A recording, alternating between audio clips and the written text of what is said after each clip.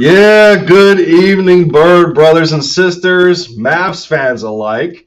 Lindy and Zone in the building for the touchdown, taking the lead for the Philadelphia Eagles, one video or stream at a time, and dropping buckets for the Dallas Mavericks like my man Luca did on those sorry poverty Clippers last night, dropping a career high of 51 points.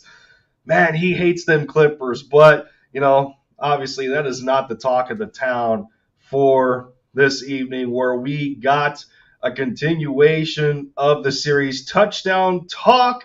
This is episode 11, and without continuing further ado, been a long time coming for this man to visit the channel here, but Tone to Shields and Chalking Up Sports makes his visit. Long time coming. Last time I was on his channel, we were getting that Sixers and Mavericks talk in, but now we gotta mix up the Sixers and the Eagles this time, because between both franchises respectively, there is a lot to go over. And Tone, I'm happy to have you here this evening, man. What is going on, bro? First and foremost, super grateful for you to reaching out to me in the first place.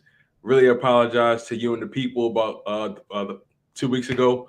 I tried my best to make it, but COVID hit me pretty hard. Did not see it coming. I was fine in the morning. By the time I got on the ride home, I was down for the count, and I was just praying to myself, make it home, make it home, make it home. But man, super grateful to be here.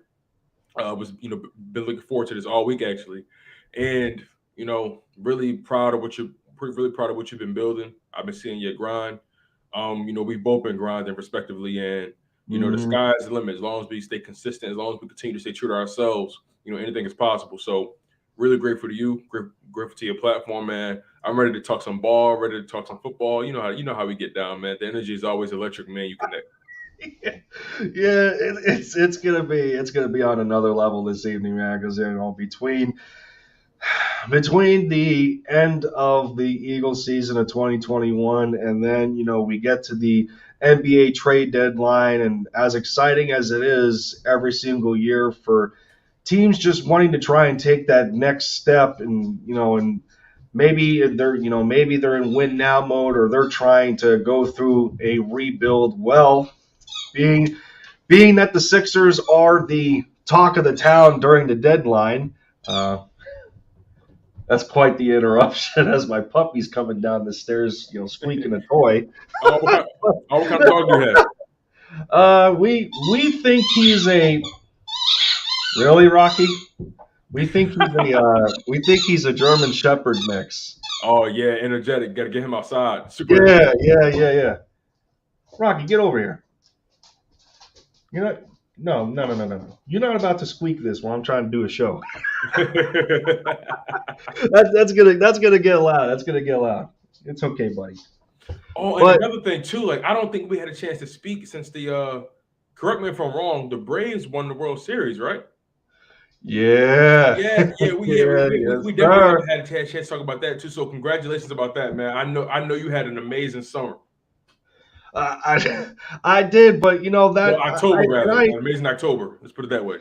Yeah, and I mean, I spoke on it in a couple of live streams at least a few times, and watching that season for the Braves and how heartbreaking it was at times when we lost Ronald Acuna Jr. to that ACL tear, facing the Miami Marlins, and between that and going through the trade deadline, didn't really seem all that exciting. Let's face it, we did not have a good record going into the All-Star break. I think everybody was about the Phillies and the Mets at one point, and then they flipped. I did not see that flip of a switch coming, for one, and two, their postseason run reminded me so much of what the Eagles went through in 2017 when Carson goes down late into the season and they have Nick Foles come in and really push them through, games that they weren't favored in. Like the number one seed in the NFC, they get their They get their first round bye, they get their home playoff game, and they're still not favored in any of their games, and that's how it felt with the Braves. Like all I heard was, we're not supposed to beat the Brewers. We ended up beating them. We're not supposed to beat the Dodgers. They're going to take us out again. We beat them. Oh, the Astros were the number one offense in all of baseball. Braves have no chance. And well, look what happened. They got shut out in Game 6. And Didn't you guys? Yeah, I was about to say you guys beat them in 6 games, right? yeah, in Houston. Game 6 was in Houston because that game where Soler had that moonshot that went completely out of the park. Oh my goodness! But yeah, no, sometimes when the energy is all moving in all the right direction, sometimes you can't deny fate. Sometimes what's meant to happen, like I used to keep up with baseball a lot more than I do now, but from what it seemed on the outside looking in, it seemed like the Braves were destined for that World Series title. Well, you combine that with just knowing that Freddie Freeman has invested so much of his career, so much of his time as an Atlanta Brave, and the amount of woes that they have had over the years of not getting over the hump.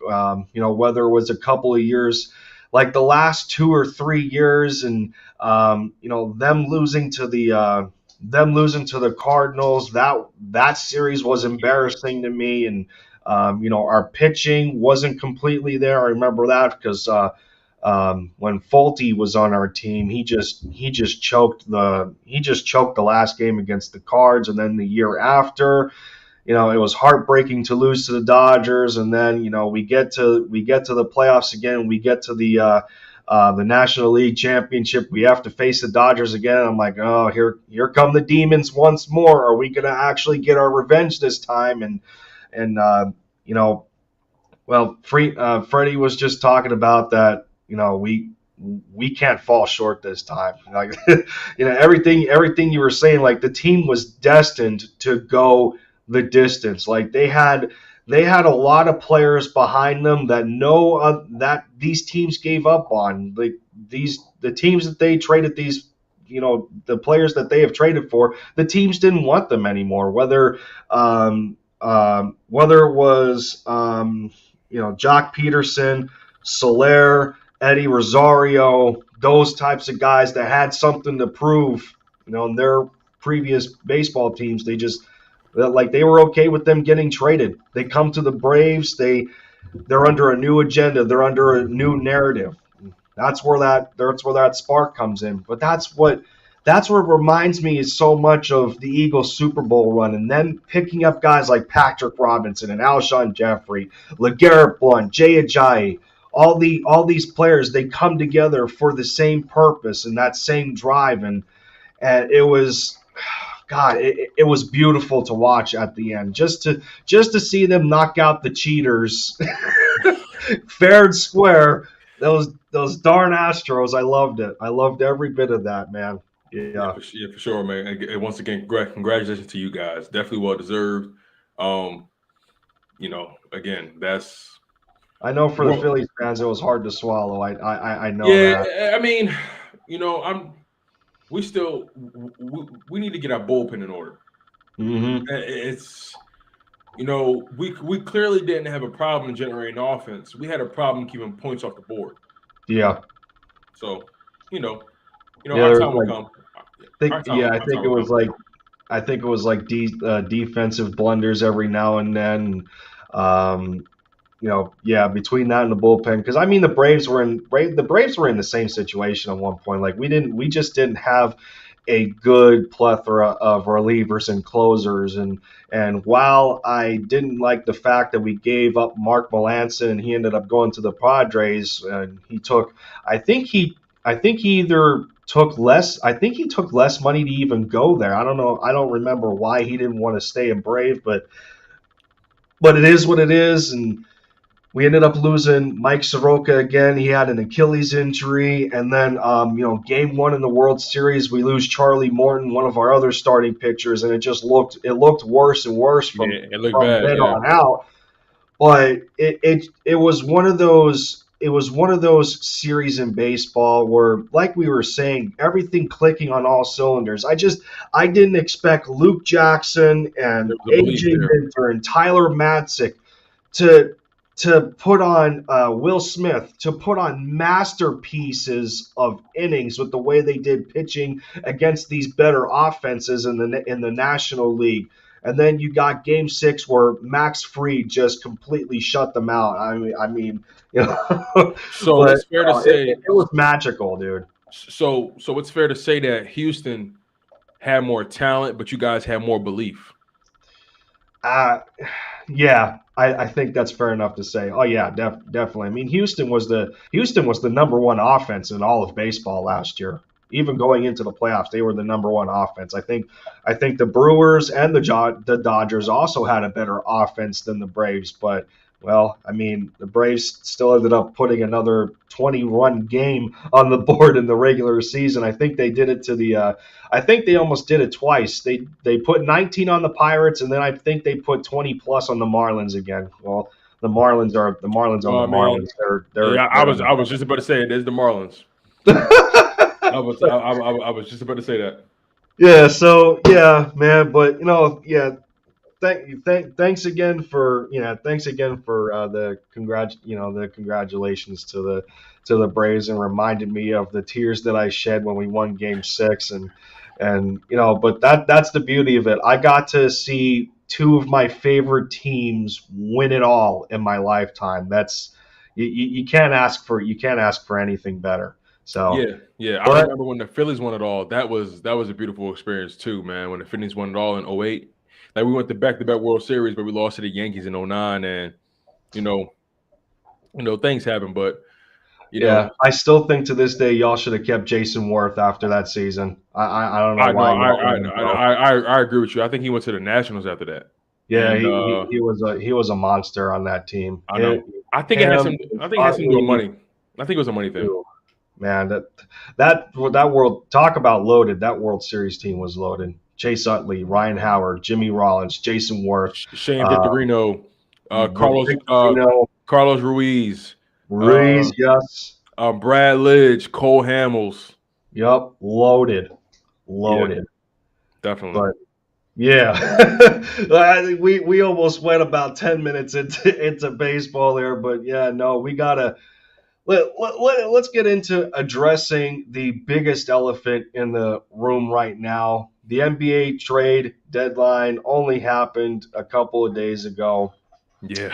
or yesterday for that matter, because I was at work watching the deadline and hoping Same. that the Mavs would do something. But we're going to get into the what happened with the Mavericks, because we know the last stream we had involved both our Sixers and Mavs, but we have to respectfully address the Sixers first, because in a season, in watching the 76ers and that whole debacle with he who must not be mentioned, that is a Brooklyn net now.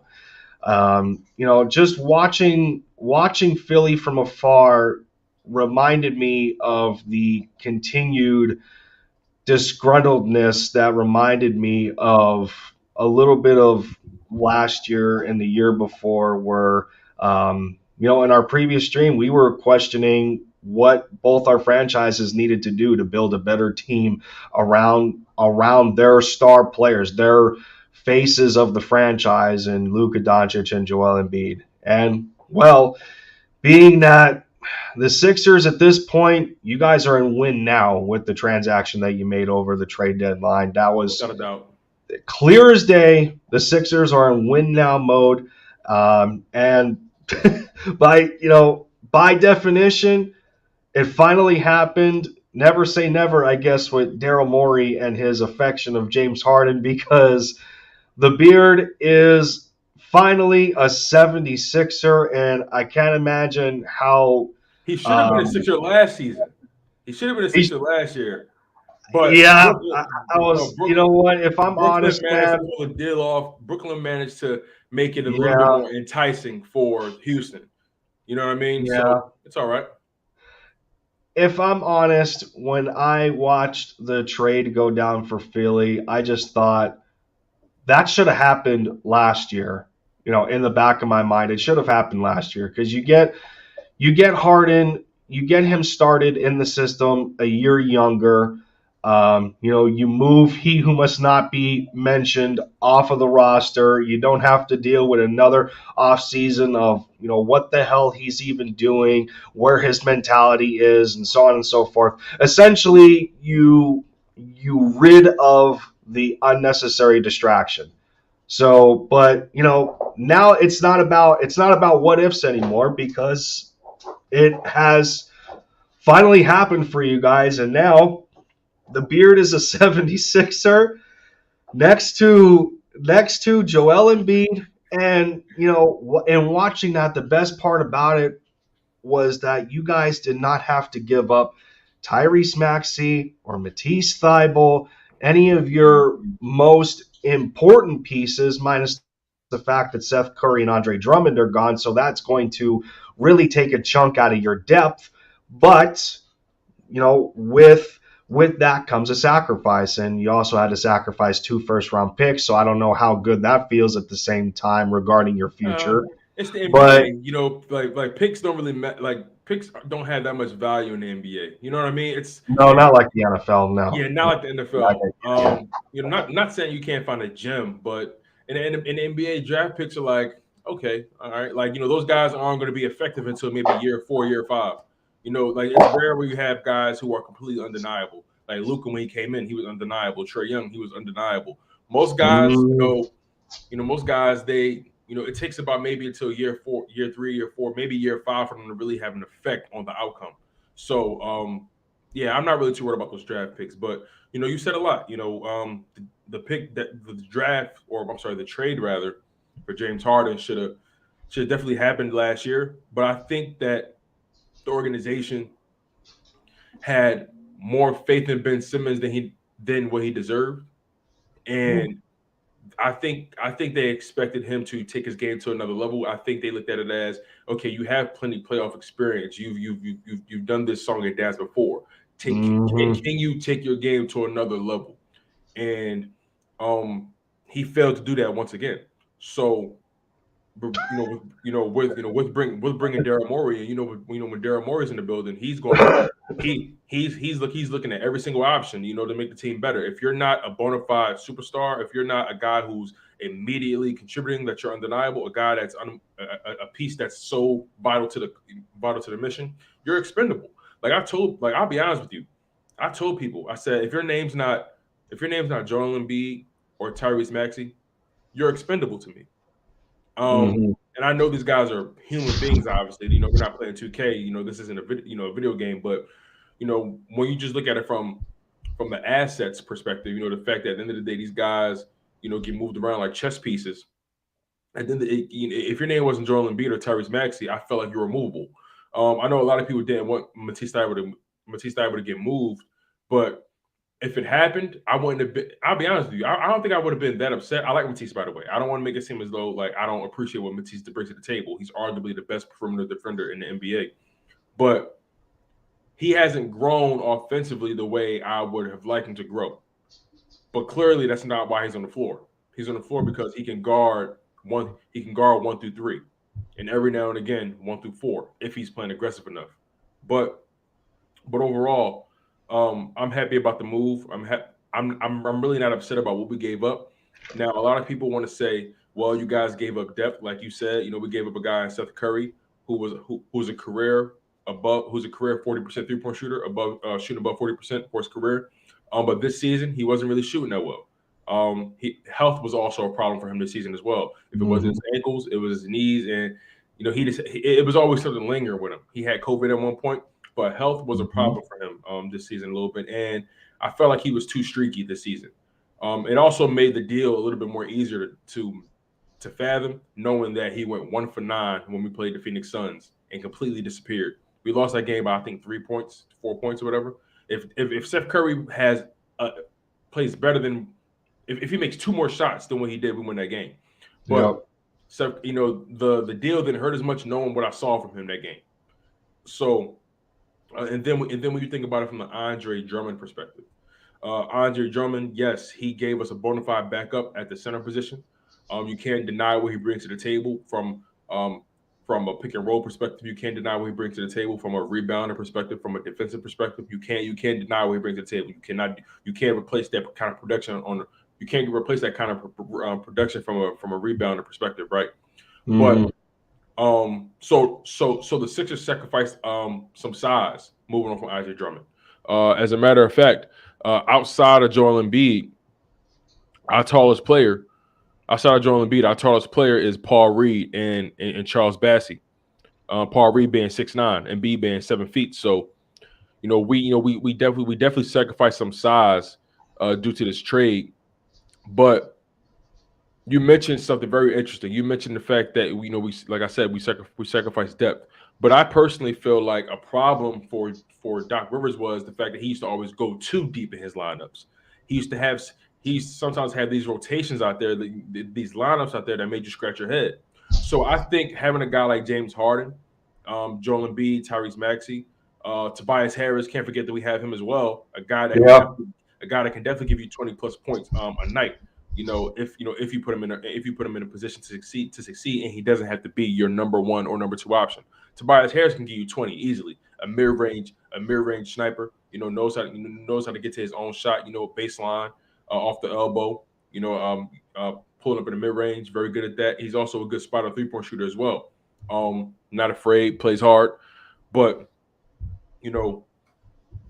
now Doc Rivers will have no choice but to only go maybe 8 deep in his lineups, 8 deep, 9 deep in his lineups. You know what I'm saying? That basically meaning that he's a lot. You're going to have a lot more talent on the court. There's no reason at any point Tyrese Maxey, Tobias Harris, Joel Embiid, or James Harden shouldn't be on the court at any point. At any given point, at least one or two of those guys should be on the court at all times.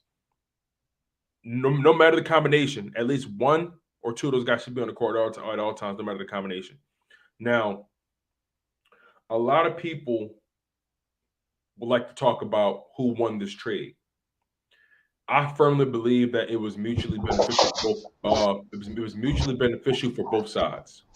I believe that the Sixers got exactly what they needed and wanted. I feel like the Brooklyn Nets, even though they didn't want to move him from James, they got what they essentially needed and essentially wanted. They managed to help their depth defensively and from a size perspective. They got a bona fide perimeter defender. They got a bona fide defender, and Ben Simmons who's able to guard 1 through 4, potentially 5, depending on if the team is going small. But can guard essentially 1 through 4. You got a guy, Andre Drummond, who gives them much needed athleticism and rebounding ability and playmaking ability at that. Another thing about Andre Drummond is underrated is Andre Drummond is a great passer. He's a great facilitator. He creates a lot, believe it or not, because they pass him that ball at the at the top of the key, or pretty much when he gets bored, he kicks out a lot. Guys make their shots, so he facilitates pretty well. When you think about from the Sixers perspective, a guy like James Harden, we needed another ball handler. We needed someone who can create their own shot at any given point. And that pick and roll, that pick and pop with James Harden and Joel Embiid is going to be insane. Mm-hmm. There's a narrative though that people keep discussing. There's a narrative that people keep saying, "Oh, well, the Nets won the trade because their window, their window may not be this year, but their window got wider. Their window got extended or whatever." And sure, the Sixers window is now most likely their window is the next 2 to 3 years. But here's the thing that's very interesting. People like to say, "Well, you don't know if James Harden is going to be healthy. Will he be motivated?" Well, when James Harden is in a situation that he loves, he gives you 110% on the basketball court. You can't deny what he's done. In 44 games, he's averaged for the Nets this season. I think he's averaged 22 points, 8 boards, and like 7 assists. And 22, 8, and 10 actually. 22, 8, and 10. Excuse me about that. That's casual. Yeah. He's been taking it easy. That's supposedly an off year. Exactly, but again, he was in a situation where it wasn't desirable. The circumstances weren't desirable for him. That wasn't what he was sold on. He was sold a dream basically. I think he played more games than either Kyrie and KD, respectively. He was the most constant presence on that team, and he was the one invited to the party. Like, think about it. Like that Brooklyn, that situation was essentially like you being at home, minding your business, and two of your homies call you and say, "Hey, it's this party we got going on, man. You gotta slide." You know, it's ladies here, it's drinks here, it's food here. The entertainment is crazy. The lifestyle is wild, bro. You got to get here. You got to get to this party that we throwing. You show up in the last 15 minutes and it's over. Not even that. Not even that. You show up to the party and the two guys that invited you not even there. That's even better. That's right. They get you out of your bed to go to this party. You show up to the party. You're like, yo, where my homies at? They nowhere to be found. One guy somewhere, thinking the earth is flat. Another guy twisted his ankle, walking around outside looking for like it's ridiculous when you think about the narrative in Brooklyn. That situation, in my opinion, is a talented mess. It was a talented mess.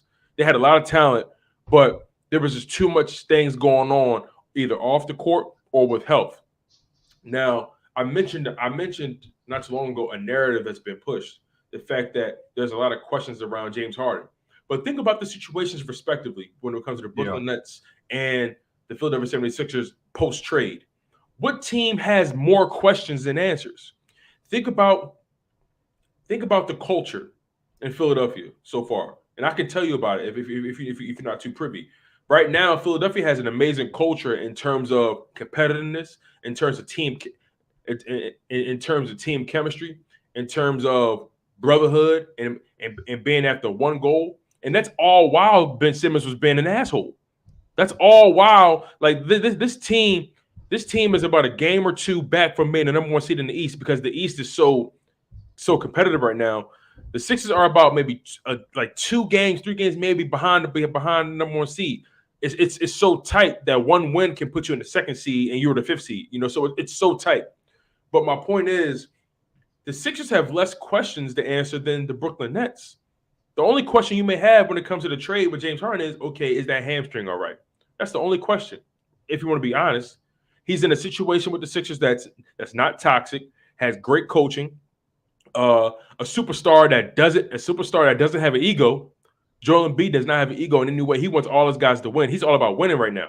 Joel Embiid wants to win. He understands that it's a business. He understands that when we play, when they play bad, they deserve to get booed, and when they play well, they deserve the cheers. He understands the dynamic in Philadelphia. He understands that there's a larger goal. He's having an MVP caliber season. That team in Philadelphia is so well constructed around what Joel Embiid and James Harden does well. Now, think about the Brooklyn Nets.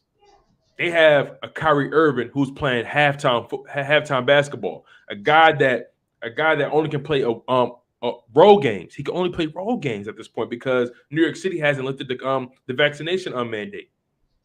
So he's only playing road games. Then you got an injured Kevin Durant. You don't know where his health is. He refuses to be transparent about his health situation. He's taking his time. He's not in no rush to get back. And I understand that. So you got a Kyrie Irving who's essentially all over the place and doesn't want to get vaccinated, really. And I'm not somebody who's like, oh, get vaccinated or don't get vaccinated. That's not my place. I don't live in that world. Do what you want to do at the end of the day. But your decision is affecting your team. Then the Kevin Durant injuries, right? And then you got Ben Simmons, who's a head case at the end of the day. Who knows when he'll be ready? Who knows how he'll fit in with what they do? And then on top of that, they're on a 10-game losing streak. They have no momentum. They haven't won a game since January. They have no momentum. And you're missing your 2 stars. Mm-hmm. They have no momentum. So who knows what that team is going to be come playoff time? Especially if New York City doesn't lift the vaccine mandate, you're going to have Kyrie Irving. Depending on if you have home court advantage in the series, 9 times out of 10 they won't. You're going to have Kyrie. You're going to be on the road 4 games out of the 7. Kyrie Irving is going to be eligible for 3 games. The Sixers have none of those concerns. Everyone's vaccinated. Everyone is essentially healthy for the most part. Wait till we get Shake Milton back. He's going to be that backup combo guard, that backup point guard that we need. He's more so fit at that combo guard position. But I say all that to say the Brooklyn Nets have more questions than answers. Another question: how good of a coach is Steve Nash really? He has so much talent. We don't know how you don't know how good of a coach he is. Those guys came straight up and say sometimes we don't have a game plan. We just go out and ball. That's how good we are.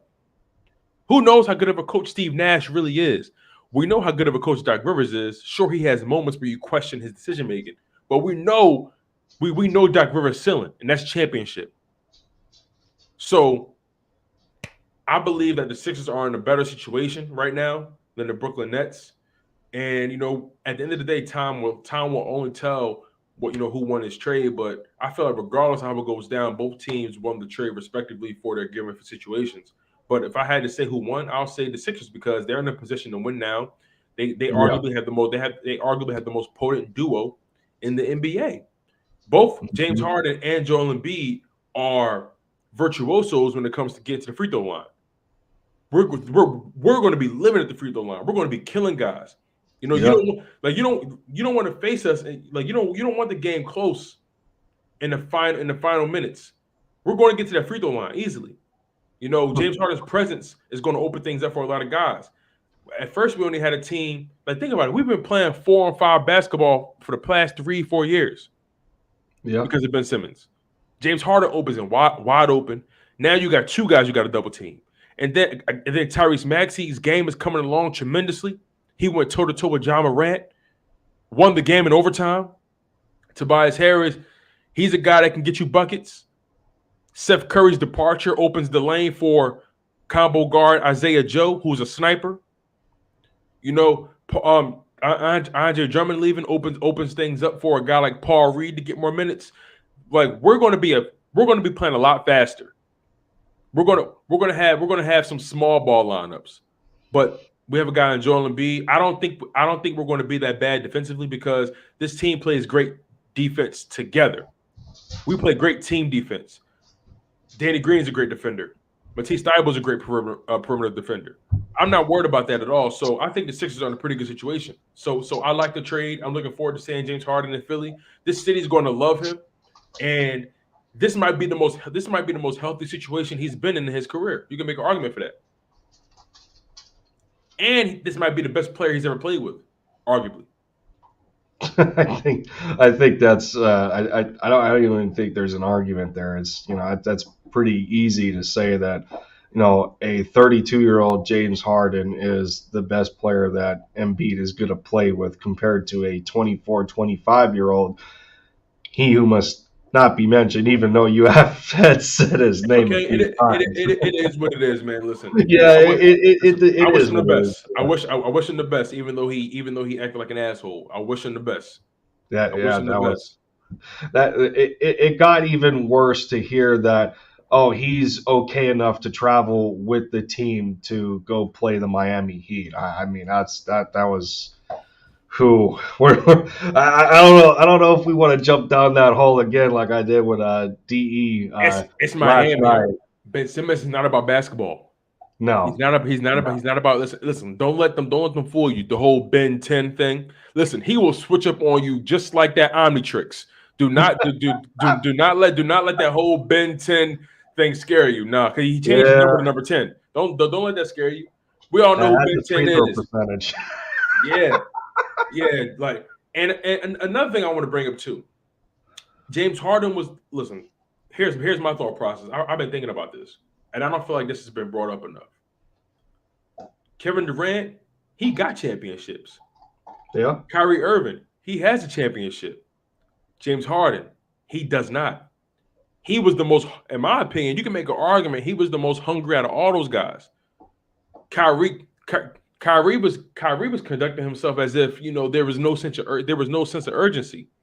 Kevin Durant, sure he was the only guy that ended up staying healthy in the playoffs, and he was a big toe away from going to the Eastern Conference Finals.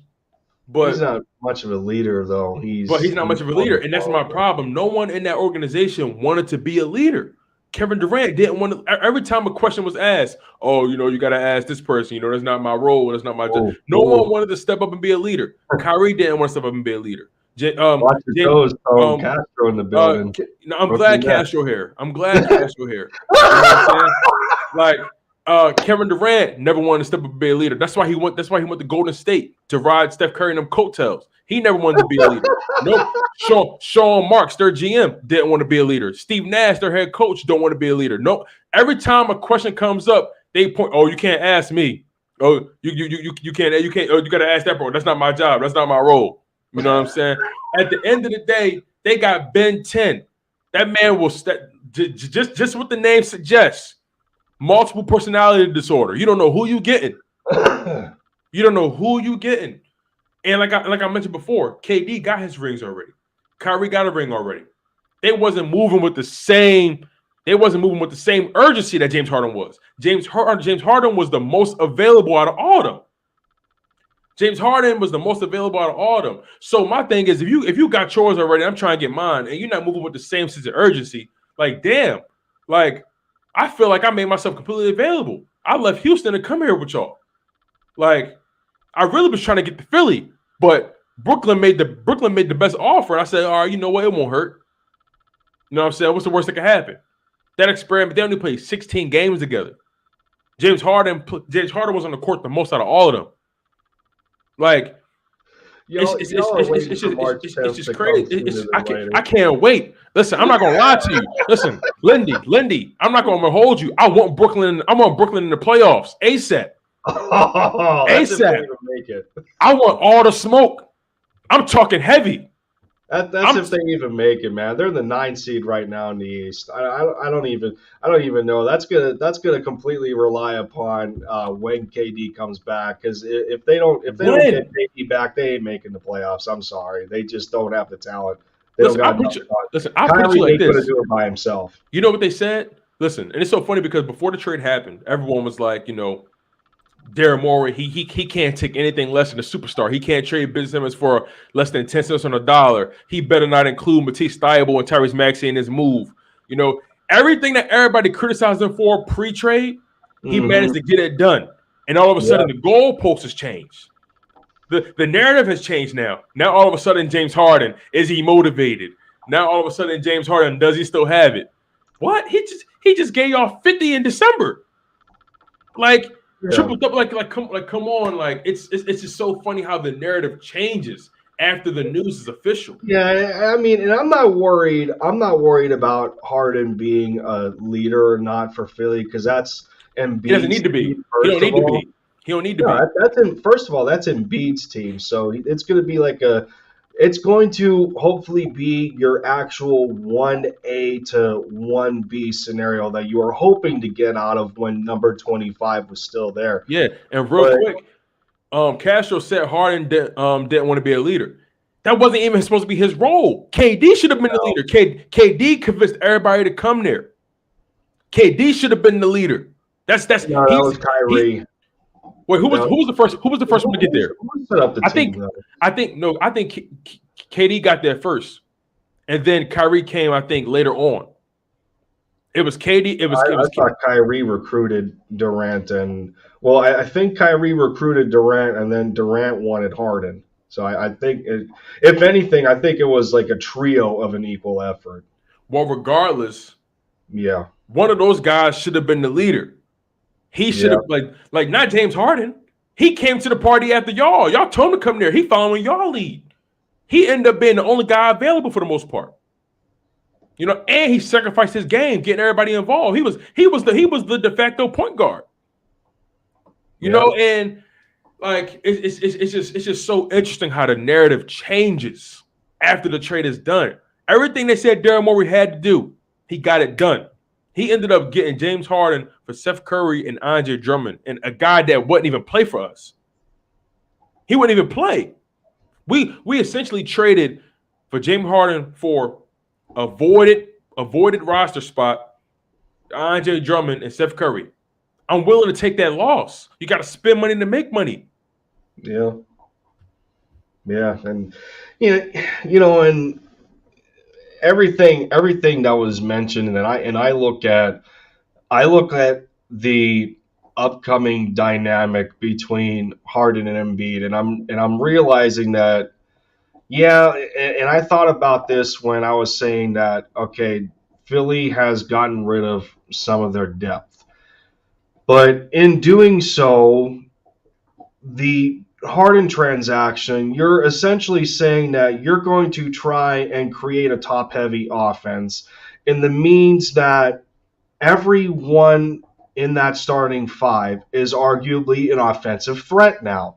So what does that do over the course of the game? If you're able to build a comfortable lead that you can put more of a defensive emphasis instead of an offensive emphasis, then you don't have to worry about keeping your guys on the floor as much. You can actually cycle between Embiid and Harden on the floor. Like, they don't always have to constantly be on the court at the same time. Exactly You what you have the want. flexibility now to cycle those two to conduct two different units on the court. That allows Doc Rivers to have two guys that he can rely on in terms of a commanding position instead of just one.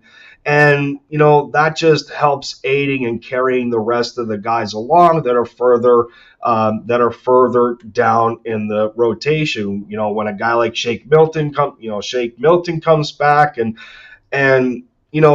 how much better of a position does that put a guy like Tyrese Maxey in to So learn glad you brought off him of up. Harden? I mean, that's essentially a perfect pairing right there, so long as Harden buys into it all. And you have to imagine that There's no egos on this Morey team, is, Lindy. That's the yeah, one thing about the Sixers. Like, there's no major egos on the Sixers. There's no. none. There's none. There's no crazy personalities you got to worry about. Everybody loves each other in that organization. Everyone loves each other on that roster. Tyrese Maxey, they asked him. They said, are Mhm. you willing to sacrifice some touches? A guy like James Harden. He said, look, I'm trying to win. I don't Yeah. care. I don't care if Doc need me to play center. Listen, I'm trying to win. Like, I'll do whatever it takes. And my thing is, Tyrese Maxey has built up that equity now. He's shown that he's capable of getting hot and giving you 30 at some point. Tyrese Maxey is shooting 40% from the three-point line this season. Last season, his rookie year, he was shooting 30% from the three-point line, and this season, he's already taken significantly more attempts. He's taken almost double the attempts, and he's shooting 40% from the three-point line. His game has That's gotten what better. happens when you continue to build confidence. You're not going to be afraid to take those shots. And you guys, I don't think you guys could have asked for any better of a result in the growing development on how well Tyrese Maxey is playing at his position. Being that shooting guard, being that one of those primary ball handlers at such a young age, and to still be able to work alongside uh, of a well-established veteran in Joel Embiid, who's looking like an MVP candidate. Those guys are embracing each other in the way that it's the perfect storm in terms of chemistry on a basketball court. You couldn't have asked for a better situation between those two, and that kind of positive energy is going to rub off on the rest of the team. And you get Tobias Harris in a position where, yeah, I mean, he had games where he was pretty darn terrible, and the Sixers fans are booing him and everything, but it doesn't hit him negatively to where he's actually embracing the boos, and they're talking about that sort of thing. That's what you gotta love. That's what you gotta love about that Philly mentality, man. They're not worried about any of it. They're playing through the noise like we watched the Eagles play through the noise how many times. When you talk about that culture, Harden's just going to be as good of a fit. Yeah, he hasn't been successful in the playoffs, and he's known as a playoff choker. But how often has he had as good of? I don't know if I'm going to say how often, because I mean he's played with Dwight Howard at one point. For he was Houston, he's he was played with declining. Russ, he's played He with was Chris Paul, he's played with Durant. So I mean, this is a different type of player that Harden is going to be alongside in a stretch five like Embiid is. I mean, you haven't seen a guy like Joel play this way since Akeem Olajuwon at that size, to have the gracefulness of just the gracefulness that he plays at, but he's still just a studded cog in the paint. But it's majestic in the way that you talk about Embiid, and it's just funny how much, yeah, they're separate positions, but it's funny how Joel and Luka resemble each other in this in a little bit of the style of their play. They play at their own speed, and it's hard to guard. That's the biggest thing that the two of them have going for them. Yeah, when you talk about it that way, you think, how much sense does that make for Joel? Well, there's not a lot of centers that have as good of ball handling the way Joel does outside of Anthony Davis that can stretch the floor. So those guys are starting to And become can put the an ball on the anomaly. floor as well. That's another thing. Yeah. JB can put the ball on the floor. He's not afraid. When Ben Simmons was going, he was pushing the ball up the court. Yes. Going coast to coast, fearless. So this is going to be a really interesting. I can't wait to see these games. This is going to be so fun to watch. Yeah, well, unfortunately, it's not looking like you're going to see him until at least Tuesday, because Against Boston, last I heard, I think he arrived in Philly. I think he's supposed to arrive in Philly tomorrow to go through an assessment with the strength and conditioning staff. I think the health staff. I think he has to go through all of that first before you guys do see him on the court. So, man, I mean, man, did we get lost in conversation, man? Already almost 47 minutes into the stream, but rightfully so with that bombshell that the Sixers dropped in acquiring the Beard. But just a quick pause, as a lot of viewers may know, up to this point, 11 episodes in. As always, I appreciate any kind of viewership that I'm getting through these presentations, whether it's 3 viewers or 30 viewers, 5 minutes, 50 minutes, it doesn't matter to me. Any kind of dedication to watching a show is truly appreciated, in the regards to my channel and the content that I'm trying to give you guys. And just as easy as it was to click on this show, the same simplicity applies to giving some attention to my man over here, Tone to Shields, and as it is for anybody else that comes on the show, the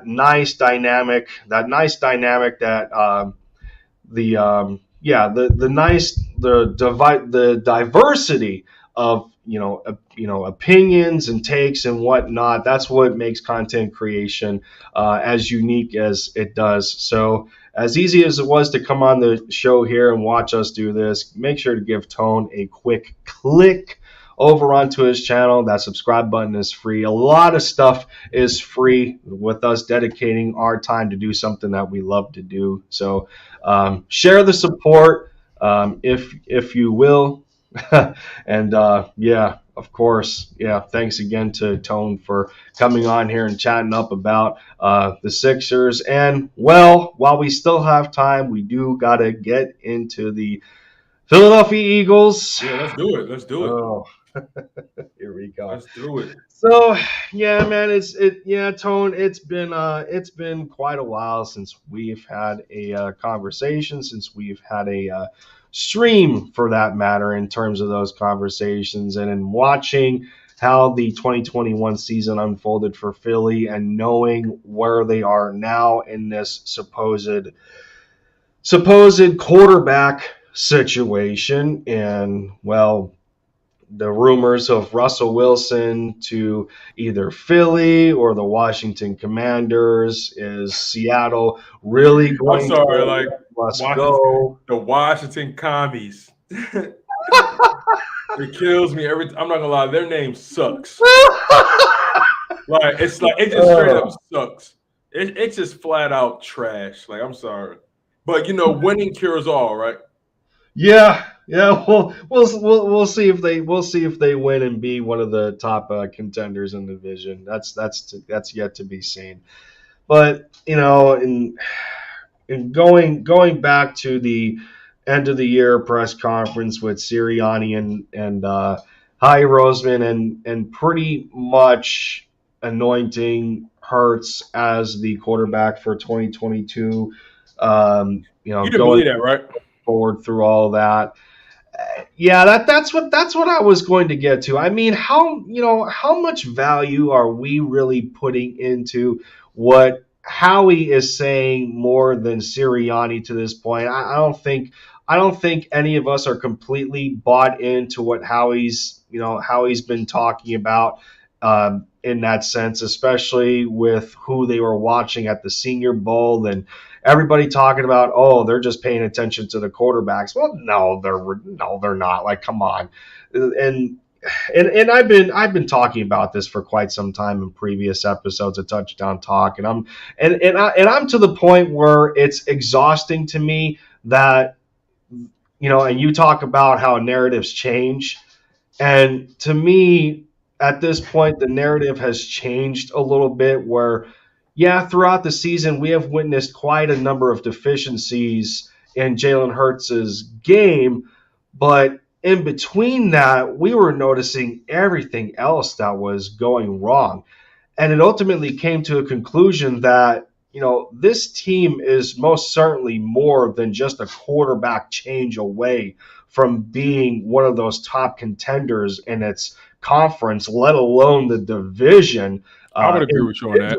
So, I mean, and in talking about that, were you in terms of the quarterback position overall? Like, is Hurts ultimately your guy going? Is he your guy going forward? Would you rather see a change at the position, or is this more about building building the football team around whoever the quarterback's going to be? That's such an interesting question right now because, my heart says give Hurts another season. That's what my heart says. My brain is telling me you got to keep your eyes open for guys like Deshaun Watson and Russell Wilson. Because Joe Burrow, let's be honest, he changed the narrative for quarterbacks going forward. Joe Burrow's performance and his ability to get to the Super Bowl in his current circumstances really, really move the goalposts for a lot of these young quarterbacks. Joe Burrow doesn't have an offensive line, the worst offensive line in the NFL. Somehow, some way, he managed to get to the Super Bowl. He got sacked 9 times at one point. Still won the game. Don't know how he did that, but he did it. That speaks to his poise. That speaks to the player he is. But, like you said, I do think this team needs more pieces outside of just a quarterback.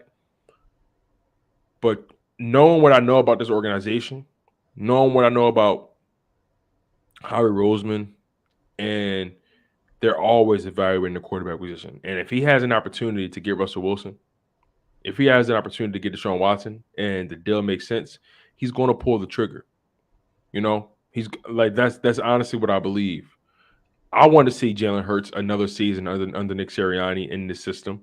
I would love to see where his game jumps to so I can definitively say, okay, this is his ceiling. If he comes in the next season showing us the same exact deficiencies that we saw, if we don't see any improvement, okay, move on. But at the same time, how much time do you want to dedicate to developing him? That's the real question. He disappointed me in the playoffs against the Buccaneers. I was sorely disappointed with the way he played. I almost didn't recognize him. So I'm torn. I'll be completely honest with you. I'm definitely torn on the situation. I'm an Eagles fan first, though. So in any decision that's made, I want it to directly contribute to our success and not our failure. And any decision that's made, I want the decision to improve us, not worsen us. You know what I mean? I want us to be able to compete with these quarterbacks like a Joe Burrow, like a Justin Herbert, like a Dak Prescott, like a Patrick Mahomes, a Lamar Jackson, a Josh Allen, a Matthew Stafford. I want to be able to compete with those guys. And the quarterback position is such a valuable position these days. If you have an amazing quarterback, he can save your skin no matter what the scoreboard is. We saw on 2 different occasions Joe Burrow go down by double digits against the Kansas City Chiefs. Two different occasions, he went down by more than 14 points, more than 17 points at one point, and he came back on him because of his grit, because of his poise, because the way he galvanized the troops. Jalen Hurts has so many intangibles that you want to that you want in your quarterback position. He's a leader. He's a motivator. He knows how to galvanize the guys. Guys want to play for him. Guys want to go to war with him. But he has holes in his game that you can't turn away from. He has deficiencies. We can't deny that. At this point, Say that one more time. are we surprised to this point though? Just judging how he started. So when you consider week 1 up until now, he's definitely improved. That's a fact. But has he improved in the areas that we would have liked him to? Has he improved at a rate that we would like him to? I think that's the issue that we're having. He improved, yes, but did he improve as much as we would like him to? We know what he can do. We know what he can do in the running game. That's not even a conversation or a question. Yeah. But you got to be able to throw that pill. You got to be able to throw guys open. You got to be able to read. You got to be able to read defenses consistently, and that comes with experience. So it all depends on how patient this organization is. It all depends on that's what it's going to come down to. It's going to come down to how patient this organization will be. I believe Jalen Hurts can improve. But the question becomes, can he improve quick enough where this organization can say, okay, I'm willing to give him the keys? This upcoming offseason will be the most important offseason for the Eagles that can dictate the next 10 years for us. Oh, yeah. Yeah. So Howard Roseman knows that. Jeffrey Lurie is not going to be here forever. He knows that. He's already preparing his son to take over the organization. I don't know how much faith I have in his son. I don't know who he is, what he's capable of. But we have to think about all things considered.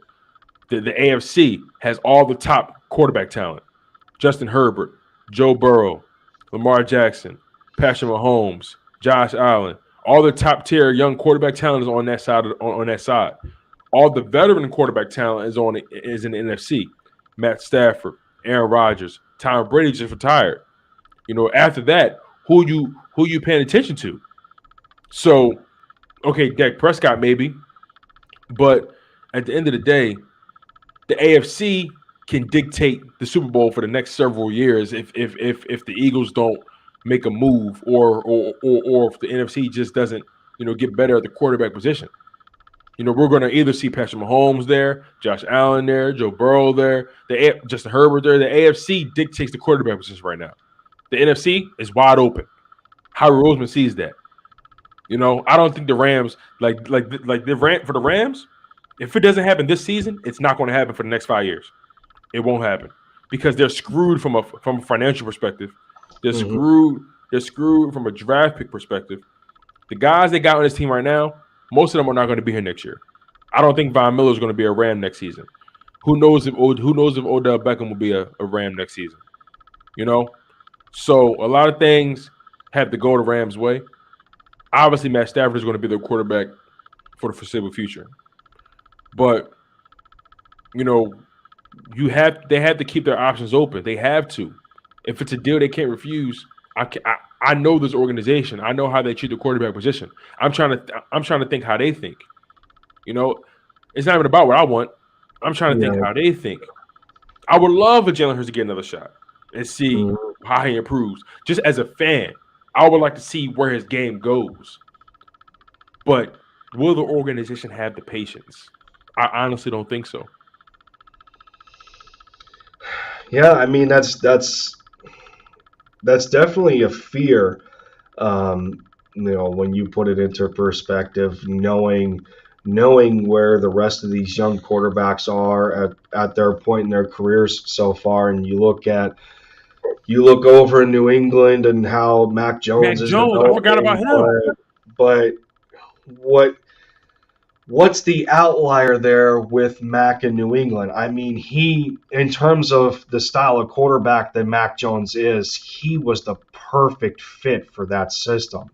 That's the difference. Joe Burrow was the perfect fit for Cincinnati. Matt Stafford was the perfect fit for the Rams. Justin Herbert was the perfect fit for the Chargers. Patrick Mahomes was the perfect fit for Andy Reid in how he loves to push the football down the field like a gunslinger. And Patrick Mahomes and that type of gambling mentality. Those Patrick all Mahomes those is quarterbacks everything. were. Patrick Mahomes, sorry to cut you off, but Patrick Mahomes is everything he wanted Donovan McNabb to be. There you go. I mean, there you go with a little less mobility, but yeah, I mean it's a very close comparison. But a lot of those teams I named off, and well, Lamar Jackson you can put in there as well. But this is where to me that I can offer a little bit of pushback on the speculation of making a quarterback change. Well, one, when we watched that Tampa Bay game, and I'm not trying to push a narrative of excuse or whatever, but Hurts wasn't 100% for that game, and I agree. I agree with you on that. I do agree. knew you kind of see it, you kind of seen it in how he was and wasn't favoring that ankle because I mean. For him to be ready in about 3 weeks when it wasn't just the ankle and the heel was bothering him too, for the amount of value that his legs have and his feet have to the style of quarterback that he is, you can tell that there was a negative effect that it put on him, especially with being able to throw the football. And while a lot of people are talking about, well, his arm strength sucks and it's below average and it's this and it's that, well, to me that doesn't ultimately turn into the biggest determining factor in terms of being able to throw the football, as crazy as that sounds. I think it more has to do with timing anticipation instead of it solely relying on power.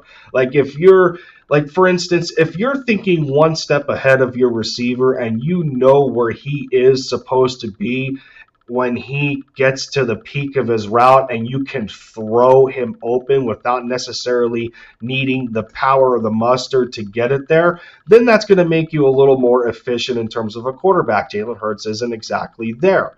So you put that into consideration. You put into consideration the fact that he went from less than 5 starts in 2020 under a Doug Peterson offense and the implosion that there was that season. And, we don't have to bring that back up to light again. This is just for the example of Hurts. But you go from him being in a broken Doug Peterson system to now going into a brand new first-year head coach Nick Sirianni system with a brand new defensive coordinator and trying to work out every single quirk and deficiency. I think that's where the overall evaluation of patience was assessed. And I think it was more about not so much his development towards the end of 2020, but how far in development is he so far from 2021 if we know we have stability at our most important coaching positions. So now that we have watched Sirianni take a team that was supposed to win less than 5 games and miraculously to a lot of us they end up making the playoffs, we have something to build upon there. Now we can't necessarily say the same with Jonathan Gannon because I think everybody wanted him the hell out of here and hoping and praying that the Houston Texans would take him off of our hands. But now that he's back, okay, so you're looking at the offensive efficiencies, you're looking at the defensive efficiencies, and there's a lot more defensive efficiencies than there is offensive efficiencies when you're asking yourself, how can we compete with the likes of Joe Burrow and Justin Herbert and Josh Allen and all of these other quarterbacks, especially in the AFC? Well, the problem with that is that it's not our quarterback necessarily competing against them. It's our defense competing against those quarterbacks, and how and how consistent our defense can be in keeping them from scoring the football, putting them in 3-and-outs and in difficult positions. Our defense wasn't able to do that at a consistent level, and the problem is that not only did we not really have excuse me, You're right. not only did we necessarily have a good ample amount of personnel to do it, but you had a first-time defensive coordinator trying to implement his type of scheme where we're seeing these guys playing out of position. It didn't look natural. We were watching Fletcher Cox drop back into a weird coverage, and Josh Sweat didn't look like he was playing in the right spot. They're moving Patrick Johnson to linebacker, swapping him between edge.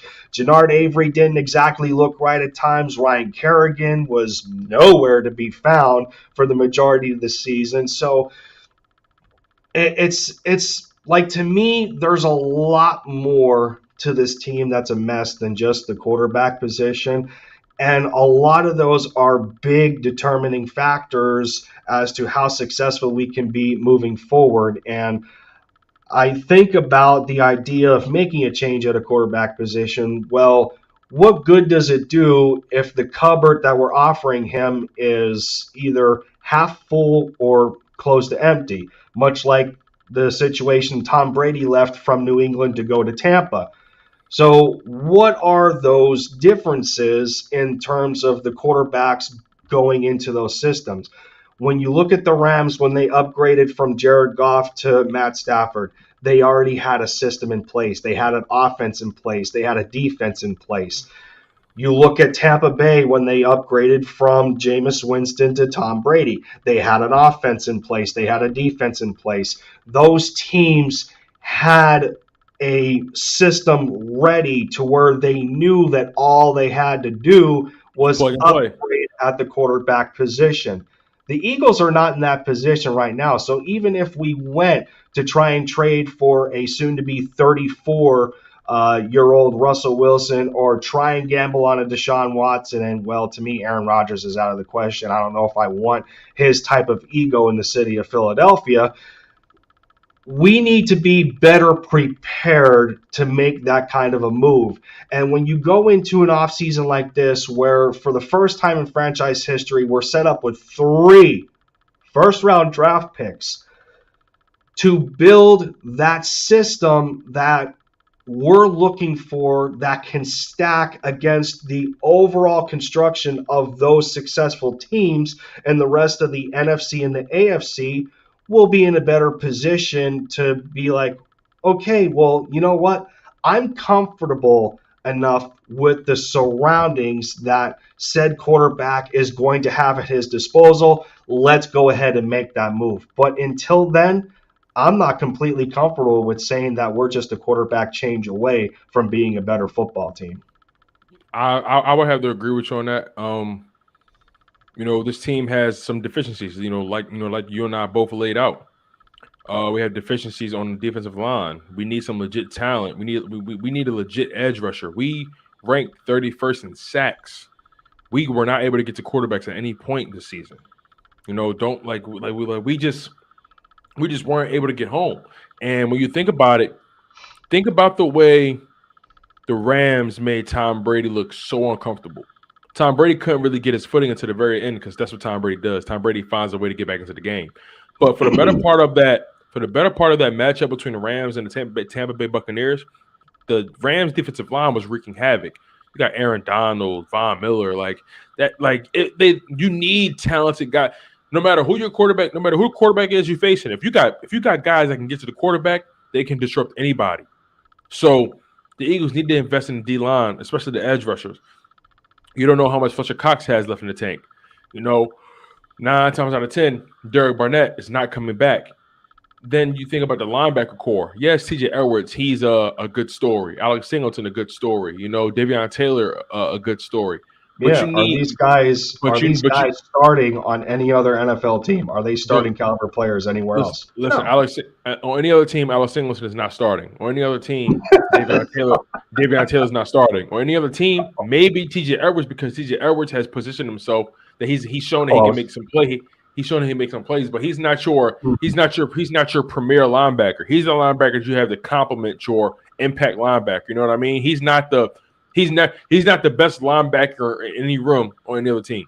He's the best linebacker in our room in the Eagles, but anywhere else he's not. I like what TJ Edwards brings to the table, but we need more from that linebacker position.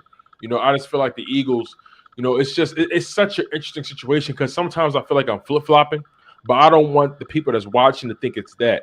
It's just that I'm acknowledging so many different angles that we can approach this thing from. I'm acknowledging the fact that Howie Roseman is looking at that quarterback position. Let's be honest. Jalen Hurts, he's getting the surgery already. His first year starting, he's getting the surgery already.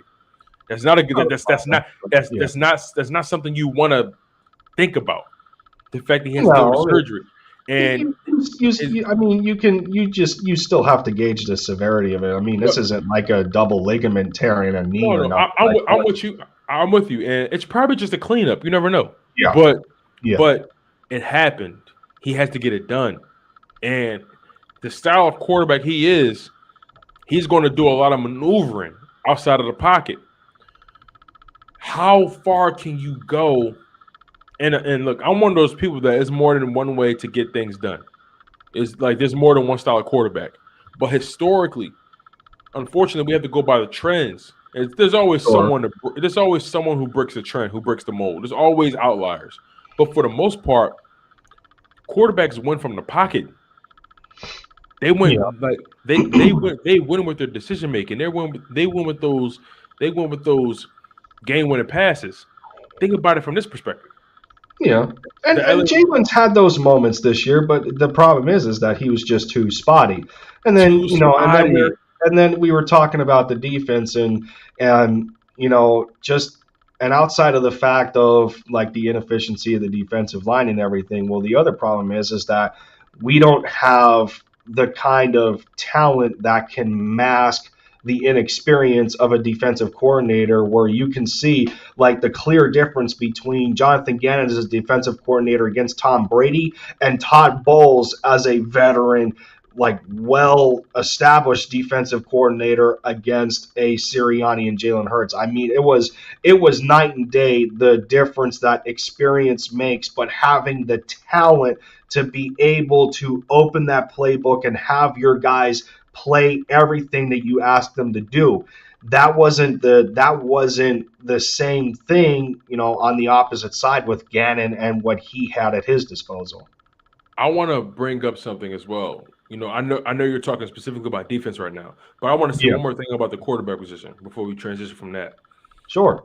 Think about that, and again, I'm gonna go back to an NFC matchup: the Rams versus the Tampa Bay Buccaneers when they played in the playoffs recently. Think about that final drive on the Rams had. Yep. Matthew Stafford threw the pass of his career. Yeah. He threw that ball to Cooper Kupp. Sure, the Tampa Bay Buccaneers may have had the wrong coverage out there, may have blew the coverage, sure. But you can't be afraid of the moment. That throw. That's why they brought a guy like Matthew Stafford in for that throw. Yes. Jared Goff, he doesn't make that throw.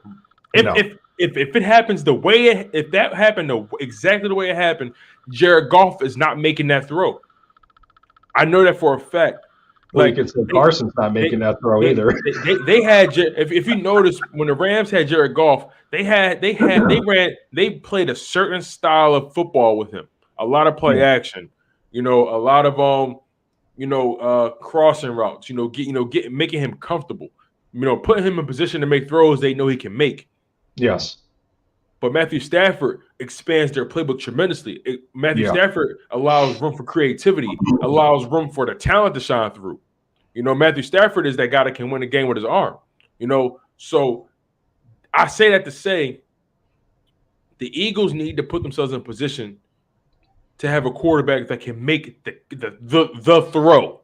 You get me? Like, you got to make the throw. And will Jalen Hurts get there? I hope so. I don't know. Are there guys who are potentially looking for a change of scenery that can make those throws? Yeah. So it all depends on how the Eagles want to approach this offseason.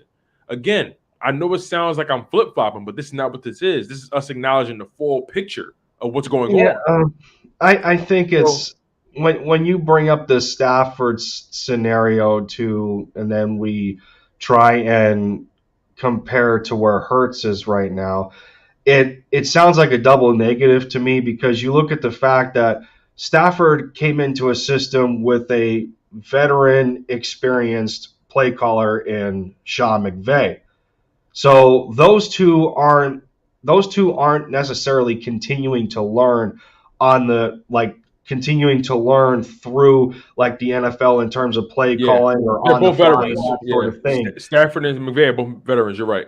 You're the right. diff the difference is that you can essentially say both Sirianni and Hertz were on the same page, and that acts as a times two of a detriment to limitation and what they were able to do offensively. Not to mention having rookies and new pieces along that offense. Where if we remember that year in 2021, every single rookie that we drafted played in some capacity. So you have to commend that much No, you're right.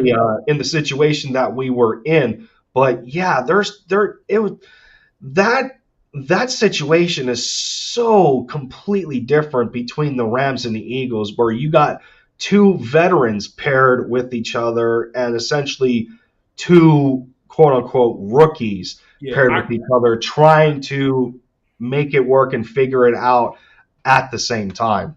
yeah, I see what you're saying right there. Well, I see what you're saying when it comes to that. But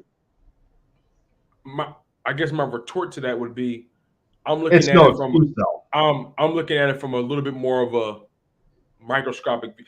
Yeah, I'm yeah, thinking yeah, yeah, about yeah, I'm yeah. looking at it from a micro point of view. You're thinking about the macro, acknowledging the fact that Sean McVay is a more experienced play caller than Nick Sirianni. Matthew Stafford is a veteran as well. They both earned their stripes in this league, right? I'm looking at it from the pure perspective of the throw. The Yeah, throw yeah, that yeah, needs to yeah. No, no, yeah, no, no. yeah. Yeah, I Yeah, got it. I got it. yeah, for sure. And neither of us are saying anything wrong. I think we're just approaching it from different perspectives, right? Mm-hmm. And Mm-hmm. regardless, I want Jalen Hurts to succeed. I got the kid's jersey back here. Like, this is my Yeah, guy. yeah. I'm rocking till the wheels fall off. You know what I'm saying? So I have faith in his game.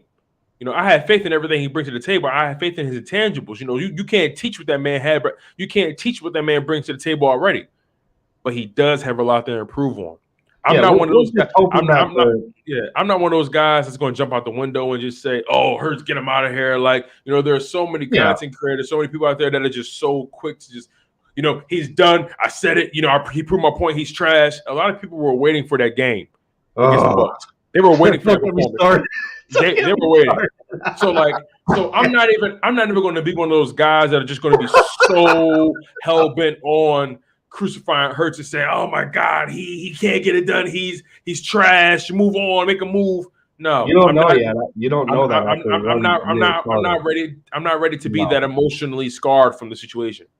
I Yeah, just look at it as, okay. This is where I am. I'm essentially. I'm about 60-40 on the situation. yeah. I'm about 45-55 on the situation. It's fair. 40, and like you said, I think that's fair because yes, I want Jalen Hurts to succeed. I want him to develop, mainly because it's not even really about Jalen Hurts. It's about the team more so. It's about the fact that I know this team has deficiencies, and I know if we trade for a veteran quarterback, we're going to give up a lot of draft capital, and that capital could have went into bringing in some legit defensive talent. So it's not even about Jalen Hurts. It could have been any quarterback. And how many of those deficiencies is the quarterback going to be able to mask, and for how long can that quarterback mask them to buy you enough time to be able to replace those deficiencies and improve at those certain positions? There's a lot to weigh there. Yes. You're absolutely right. Like, it's like I said, it's not even about really Jalen Hurts. No. I'm thinking about this team. I watched every game this year, like you did, and I saw holes on defense. I saw deficiencies. Put You know, team in all caps because that's what it is. like Put the so. word team in all caps. It's not just the Ser- quarterback. seriously. Well, what did wait, what Jason Kelsey say? It's the whole It's team. the whole so team, whole damn team. so so again, I want Jalen Hurts to be successful. Yep. But I know who Howie Roseman is. If he sees even an inkling of opportunity to get Russell Wilson, he's gonna do it. Well, If he we sees even a know who the owner is too. The owner ultimately dictates the product that he wants to put on the football field, like in terms of advertisement.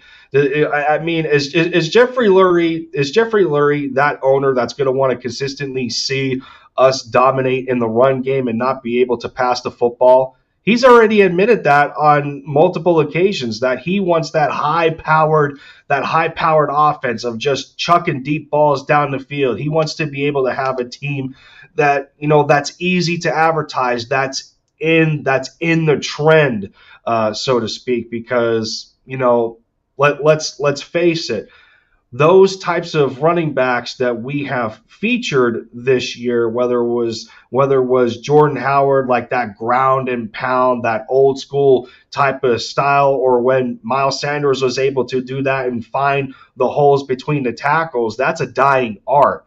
And that doesn't really fit the agenda of what Howie Roseman is looking for in terms of a football team. So I mean, as much as we want to put Howie Roseman at the top of the totem pole here, like who's more about the ultimate sense of control in what he wants to see on the football field?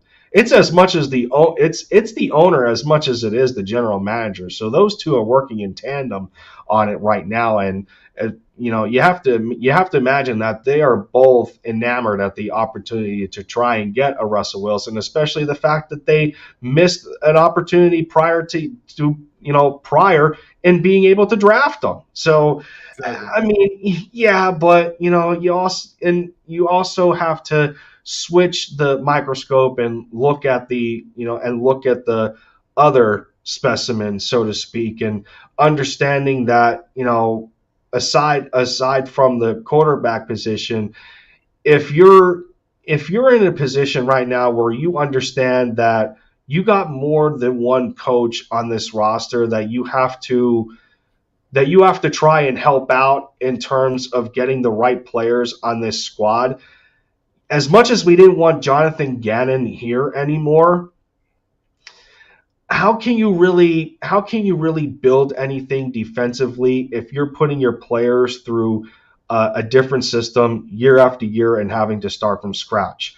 Knowing Absolutely. especially at the same time that a lot of the issues this year, Jim Schwartz suffered those same issues for the last few years that he was the defensive coordinator.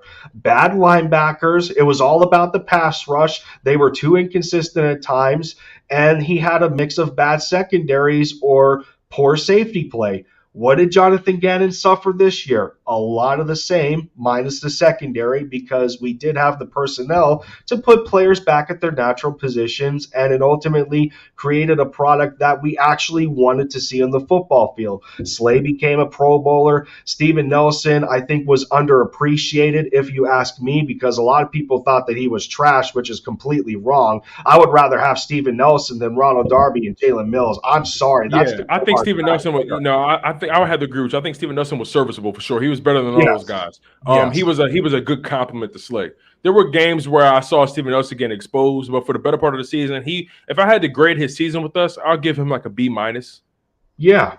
Yeah, there was nothing wrong with it. And then, and then we dive deeper into the defense, and we barely talked about who's actually a free agent. Both of our starting safeties are free agents, Rodney McLeod and Anthony Harris. Like, you got to make a decision there. Who are you bringing back, or who are you willing to let go? I think they're going to bring Steven back Nelson, Harris. Steven Nelson is gone. Who knows the future of Brandon Graham after the Achilles tear? I don't think any of us want Derek Barnett back. And then you have to address the Fletcher Cox contract. It's only a matter of time before Javon Hargrave is going to be ready for another extension. Darius Slay is going to be ready for another extension. You don't really have depth at the linebacker position. You don't have it at corner. You don't have it at safety because I don't think anyone wants to see Marcus Epps or Kayvon Wallace start. There, it's I don't trust. Speaking of the Kevon amount Wallace, of stress. I don't The trust. amount of stress that we are thinking about right now in terms of where this football team is outside of the quarterback position, we're not in a good spot. But knowing how many draft picks we have can change all of that That's what almost I'm at the snap saying. of a Like, it's like finger. let's talk about the facts. Jalen Hurts brought this. Like Jalen Hurts and his team managed to make the playoffs as they're presently constructed. Now, sure 98. we benefited from a division that was more favorable than the rest. Yeah, But yeah, but at and the end, none at of the us end of the want to. day, None of us don't want to hear any of that either. You still got to but play listen, who's in front of you. That's not. that and another thing That's not too, my problem. That's not my Lindy, problem. Lindy, I'm so glad you brought that up because We it's still now got our to win problem. those games. Listen, like you said earlier in this stream, what did everyone say? Everyone said we were winning 4 games this season. Everyone said Yeah. that, and the schedule was what it was. Everyone saw the schedule. There was no question about it. The schedule didn't come out after people made their predictions. The schedule was out, and they said the Eagles are only winning 4 games. Now that we went into the playoffs, everyone wants to change the narrative and say, "Oh, well, you guys didn't play anybody. Y'all knew the schedule beforehand. Y'all said what y'all said, and we defied your odds. So how can you be upset? We defied your odds. We defied your standard. We defied your prediction. And now all of a sudden, this team didn't play anybody. We overachieved, all things considered. Everyone thought this team was a 4-win team. No one the schedule, no one the roster, everything like that. No one the quarterback situation. Only winning 4 games. We won 9. I said we were going 10-7 at best, 9-8 at the worst. And I said that before the season started. I knew what we had. I knew what the schedule dictated. I knew who we could run with. And for the most part, we won the games I said we was going to win, and we lost the games I thought we was going to lose. So it was a top heavy schedule, and I think where the 4-win narrative was coming into play was that, oh, this team is going to be so demoralized when they lose to all of these teams that are completely better than them. They didn't think we'd be the Broncos. And Sirianni is a big contributing factor to that as a first-year head coach to keep these guys on the right path and, to keep the players bought in. And Hurts is that type of intangible-esque quarterback to be that leader and say, you know what, this isn't over yet. And, he proved it. He proved it in that right. But the right that's a little more important to us right now is him working on his deficiencies in showing that not only can he be the type of moral leader, but he has to be the skillful leader. And we're looking for that skillful part next because we already seen the moral part, but we need the skillful part. That's just the biggest question that we're trying to answer. I agree with you. I'm just excited to see how things pan out. Yeah. This is going to be a hell of an off season. Don't be surprised if Howie makes a trade for someone. Don't be surprised if he looks for a veteran wide receiver. Just don't be surprised if moves are made prior to the trade, prior to the draft. Oh, a lot of these free agency pools are looking really good, especially receiver. And I'll throw this out here because I know it's not I know this free agency pool isn't favorable to a lot of people because they don't think we need one. Right. But go look at the free agent tight ends that are available and tell me that there isn't one available there that could make a massive difference with the lack of depth that we have behind Dallas Goedert. Yeah, the draft class of tight ends is very good, but there's a lot of tight ends that you can bring on this football team that are already established in the NFL that are going to be cheap. Right. A couple of my considerations. I think one of my top considerations is David Ninjoku. I mean, this was a guy that we were looking at for, I think, almost the last couple of years. He's only 25 years old. The Cleveland Browns are in shambles right now with Baker Mayfield. He's only going to cost about $3 million or so. So him, the kid the kid from Pittsburgh, whose name's leaving me right now, that used to be a Colt. He's available if you want to pay a little bit more money, like stuff like that. But yeah, that's one thing that I gotta know from you, so I can have some more people in my corner on in a way on this situation. Is that are you opposed? Are you opposed to maybe looking at free agent tight ends, despite the fact that we paid Dallas Goedert and he's our number one? But as far as I'm concerned, without paying attention to the draft, I don't like the depth. I don't necessarily like the depth that we have at all. Even though Jack Stoll, as an undrafted rookie, looked very good, but Tyree Jackson got hurt twice. Times this year. He got hurt twice. Richard Rodgers has been a journeyman. Two significant injuries too, a back injury and the ACL. So all you got left is Dallas Goedert and a second-year undrafted rookie in Jack Stoll. So unless you want to draft another tight end to try and develop, I think we could very well benefit from a tight end in free agency if we don't get the guys that we want at the wide receiver position. I still think that would be a even compromise with all things considered. I'll be honest. I like Jack Stoll. Yeah. Sure, he may not be the most dynamic offensively right now, but Jack Stoll gives you he blocks very well. Yes. Blocks very well. I definitely wouldn't mind going after another tight end in free agency, a guy for the cheap. So that'd be interesting as well. So I'm not against you when it comes to going and getting another tight end. But I expect this team to play a lot more three wide receiver, one tight end. Oh, sets. Yeah. You know what I mean? So who knows how much money who knows how much money, how much assets they'll really invest in that position. I don't think that much, when they're paying Dallas Goedert what they're paying him. I think worst case scenario, they keep Jack Stoll. Jack Stoll goes to be the number 2 tight end, and they probably pick up a young guy or draft somebody in the later rounds. You never know. I think Jack Stoll is going to elevate to that second tight end spot. And again, Tyree Jackson's still on the roster. Who knows what may happen? But I'm not against bringing in another tight end. But yeah, that's true. I think it would make more sense to pay attention to receiver, especially when trying especially if we're trying to light a fire under Jalen Reagor. If his ass isn't gone, like there's the eye roll.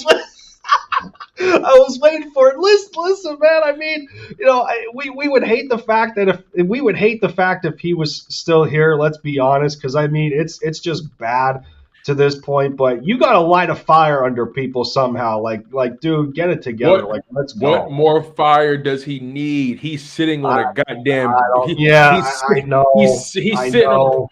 He's been sitting on a propane grill. Like, how much fire do you need? You got guys like Justin Jefferson defending you. Like he feels bad. He's a charity case now. I know. He's a charity case. Like Jalen Reagor, come and play football, bro. It's football at the end of the day. It's football. It's football, bro. If you catch a ball for a living, dude. It's football. Oh. Come on. Like, I don't have any more excuses for this man. He coming into his 3rd season. I'm telling you, maybe he'll improve. Maybe. I don't know. But I know the Eagles are I know the Eagles are going to try to bring in a veteran guy in the wide receiver room. I know they are. See all the stuff that's getting us in an uproar right now, and there's people worried about the quarterback. That's all I'm saying. That's all I'm saying. Hey, listen, let me tell you this. Nick Sirianni said it himself. Devontae is the number 1. Quez is the number 2. Yes. Reagor is the number 3. A first round pick is the number 3. And here's the thing about Reagor, right? I mean, here's the thing about the whole Jalen Reagor, Nick Sirianni combination, right? I got to give Nick Sirianni credit. He gave that young man every opportunity to succeed. Yes. He put him in jet sweep situations. He put him in screen situations. He put him in punt return, kick return. He put him in. What happened? He put him in so many situations to help that young man succeed, and he just fumbles the bag. He even decided to feature him in that Giants matchup Went to him twice on 2 game-winning situations. Went to him twice, and he still couldn't get it done. Like how much does somebody need to believe in you before you don't believe in yourself? How much? Listen, man. Look, I can go on about that young man for days, man. Like this is what Hurts was dealing with.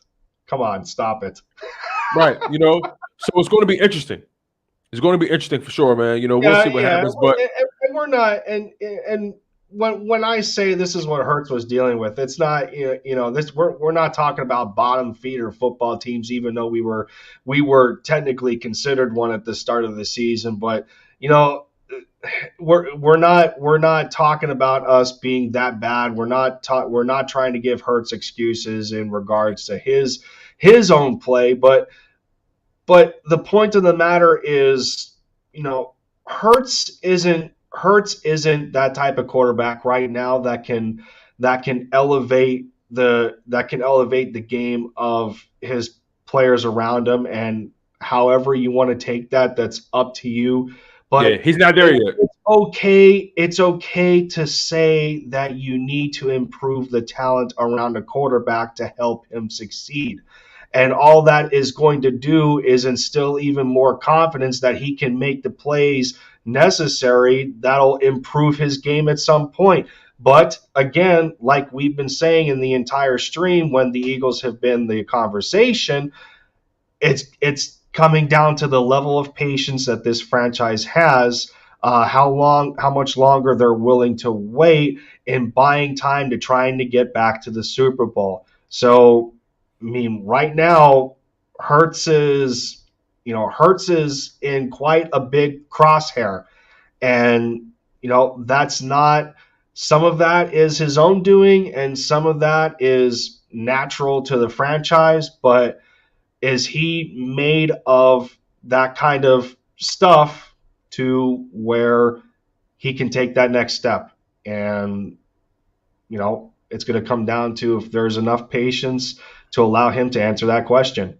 But you can't come out here and say that, oh, well, he had his chance this year and that's it. No, it doesn't work that way. You can't set that kind of level of expectation on somebody that has only played barely 2 years in the league, especially him starting the way that he did. We're not talking about a quarterback that was a top 10 pick in the draft, okay? We're not talking about a Justin Herbert or a Joe Burrow or Josh Allen, all those top 10 tier quarterbacks that were more NFL ready, so to speak. This is a kid that was supposed to be projected to the 4th round, and we're talking about him in regards that, oh, he's supposed to be a lot better than how he has been at some points in time.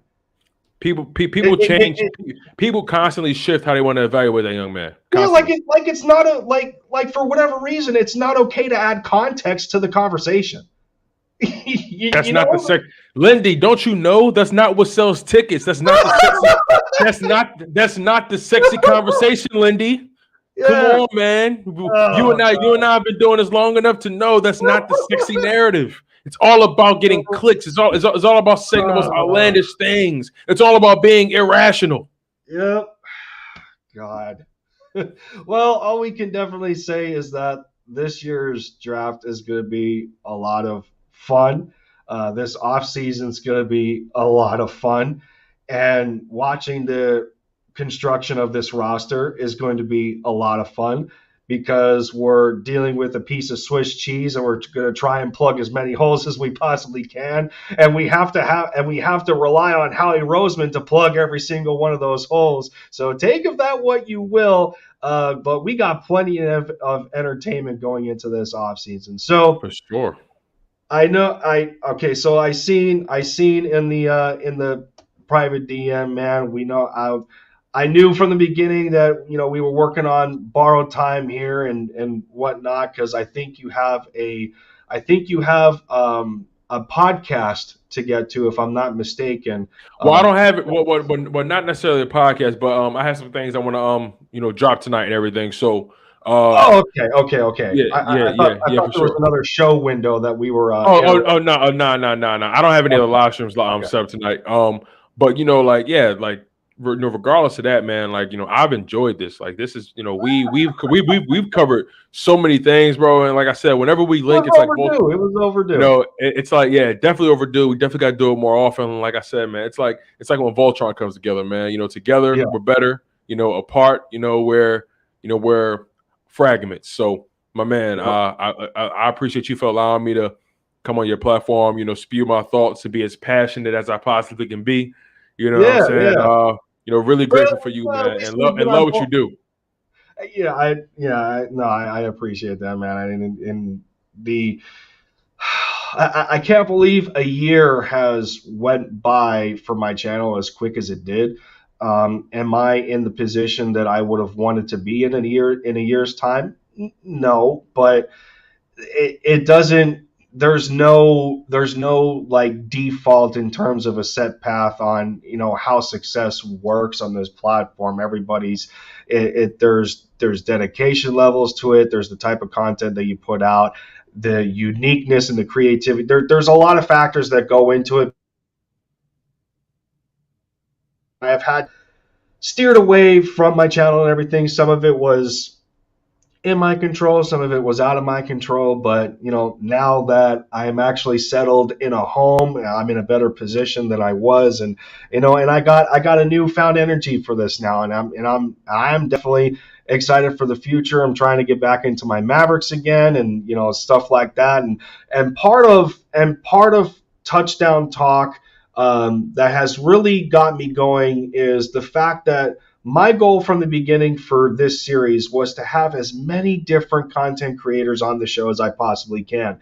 And to this point, I have had a different content creator for every single episode. So that has given me a different drive, to keep my channel going and have that dynamic content for people. And, at the same time, it doesn't work if I don't find those kinds of people to be able, or that are able and willing to work with me. So, as grateful as I am for my own support to the channel up to this point, that can't happen if I don't meet people in the content creator community like yourself and like a lot of others that have contributed their time to coming to talk about something that we're both very passionate about. And it's crazy how friendships develop that way. Something as simple as the same sports team, how it connects people the way that it does. Yeah, So, I love it, man. I love it. yeah, I mean, to this point, I've been very grateful for the time that I have been given on this platform and creating my channel. And so with that said, thank you to everybody that has come in and dedicated at least some of your time in the little over an hour and a half presentation that we have given for episode 11 of Touchdown Talk. And who'd have thought that this was only supposed to last an hour? But when it comes to stuff like this, there's really no timetable because of the just the natural setting of conversations, and Yeah. and just getting a deep dive into it, how cool it ends up being at the end of the day. You got to So go where the flow takes you, Lindy, and yeah, I that, feel that's that, man. that's what makes the content what it is. And if you start to be robotic, then it doesn't feel, yeah, it's just not natural. But yeah, so I mean, thank you to everybody that has stopped by for the presentation, whether it was subscribers or even content creators.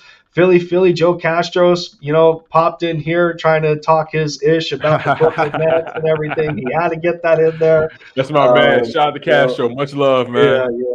yeah. It's been a minute since I talked to Castro, so I gotta connect with him once more. Nest out west, of course. Philly Foothills was in here as well. You guys have your own podcast, so that was no. I was kind of expecting that one too. So I mean, yeah, thank you to everybody that has popped in. With myself, Lindy Endzone for episode 11 of Touchdown Talk, featuring Tone to Shields in our second collaboration. No, we have finally accomplished having each other on our own channel. that was done. It's set in stone now, and well, that only leaves more opportunity in the future, and like maybe round tables, and we got the draft coming up. Whatever, the possibilities are endless. So yeah, everybody. With that said, as much as easy as it was to come on the show here and watch and listen to us banter and talk and get into Right. these deep conversations, as easy as it was to come on and listen to the show, make sure you give as much support and dedication to my guy Tone over here. And just the like this is this is a hobby to us, and it takes time out of our lives to do something like this, but it doesn't matter at the end of the day because we love what we do. There's a Definitely. difference between a job and a career, and there's a difference between a job and a hobby. And this is a hobby to us. We enjoy it and everything. So as easy as it was to click on this show, make sure you give that same support to Tone. Subscriptions are free. And, well, if you get bored of Netflix, Hulu, or whatever type of rerun, there's always this YouTube platform when it comes to your favorite sports teams. And for us, we bleed green, fly Eagles fly, and whatnot. For me, it's the Mavs and Atlanta Braves. But Yes, sir.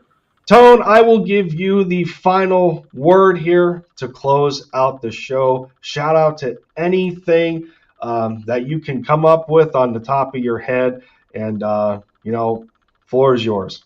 Yes, sir, man. And like I said before, uh, super grateful to you for allowing me to come onto your platform and just exchange energy, my man. This has been really fun. I always love when we come together and to talk about the game. Uh, I the thing about this content game, it's all about patience and Mm-hmm. consistency.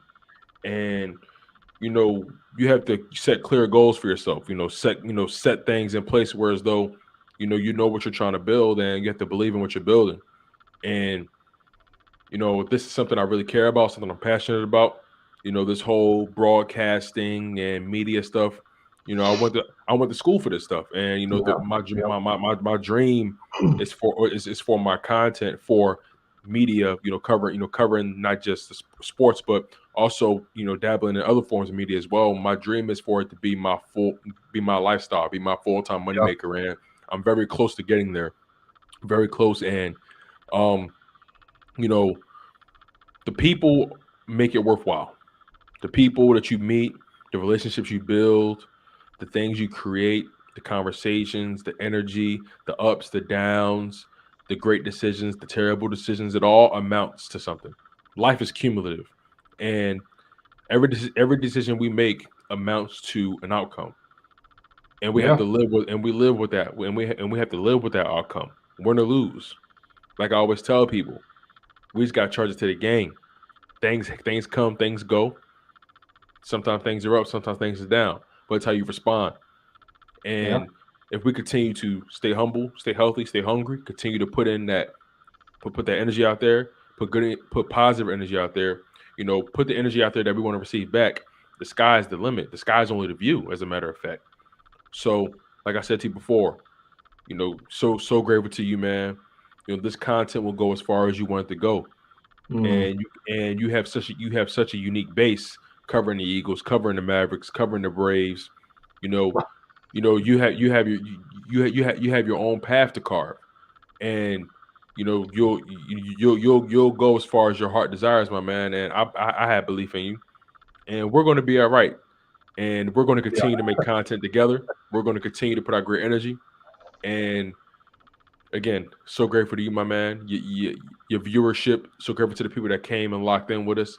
Philly from the Nest Out West, Philly the podcast, Joe Castro, Shaki, AK Eagle, also known as the Eagles Uncensored podcast. You guys are all growing and putting out pretty amazing content as well. And there's no reason why everybody can't eat. So you guys, like I always say, I'm your man, Tone DeShields II from Chalk It Up Sports, where no matter if we win or if we lose, we just got charges to the game.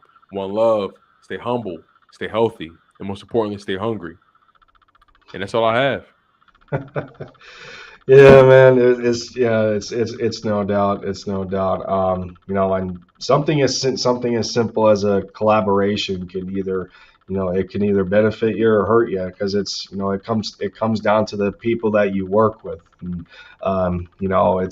and that one of those oldest cliches that I remember ever since I was a child. You're only as good as the friends you keep, because whether you know it or not, they impact you as much as you impact yourself, and it's how people look at you as a person. So that's it's a lot more important than you think on the surface. So it ends up being a privilege at the end of the day to find people to work with like yourself, and everybody else that I have collaborated with up to this point. So yeah, everything you said holds true to me as well. And but before we keep this going, and we're just I feel like I'm rambling to this point. We gotta conclude this. Let's conclude this. It's all good, my man. I'm following your lead. When the energy's right, the energy's right, like we said.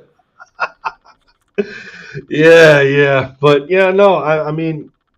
Yeah, and I'll do gaming on my channel every now and then. I got my gaming stuff. Like I'm ready for Gran Turismo 7 to come out. I'm getting a wheel ready. I'm gonna have some like racing stuff on here too, because I don't talk about it a lot, but I'm a big car guy. So yeah, man, Really? it comes down to stuff like that. I loved cars since I was a child. So you better believe I'm gonna have stuff like that on my channel. But yeah, we'll save stuff like that for another day. But with that said, episode 11 is now finally concluded of Touchdown Talk. I want to thank Tone to Shields once again for dedicating almost 2 hours of his time now to making this episode successful. And yeah, while the viewership doesn't look, whether you see like a 10 or a 0 there at the top of the screen, it doesn't matter, because stuff like this could always be played back, and whether you realize it or not, it gets views. It gets views and views and views. Like, comment, and subscribe, you guys, to my man Lindy. Like, comment, and subscribe to my guy Lindy Endzone, man. He's a genuine guy. The content will always be, filled with emotion, passion, and ingenuity. He's going to give you that. Yeah, no, I seriously appreciate the kindness that I've been given to amongst a bunch of other people, because I'm not that type of person that's that really boasts about himself, and I don't know, it may be an esteem thing. I have no idea. I'm just honest with who I am and what I do. So, but yeah, but with that said, again, it's been an awesome journey to this point in keeping Touchdown Talk alive, and for everybody that has contributed to keeping the series going, and and episode 11 held true as well. So with that said, we're going to see you guys next time, ladies and gentlemen, bird brothers and sisters. For myself and Lindy Endzone, fly Eagles fly, bleed green. For me, it's go Mavs MFFLs. World Series champs, Atlanta Braves. Sorry, Phillies. Hey, listen, you win some and you lose some, but you live. Yeah. You live to fight another day. And well, I didn't want to say that. I didn't want to say this, but yeah, as much as the Sixers have Embiid and James Harden now, y'all still don't have Luka Doncic. I had to put that in there. But it's all love at the end of the day. But yeah, so with that said, everybody, thank you for stopping by. Of course, yeah, fly Eagles fly, bleed green, go Mavs MFFLs. You already know the deal. Take care of yourselves, everyone. Stay healthy. Stay safe. We'll see you soon. Have a good night.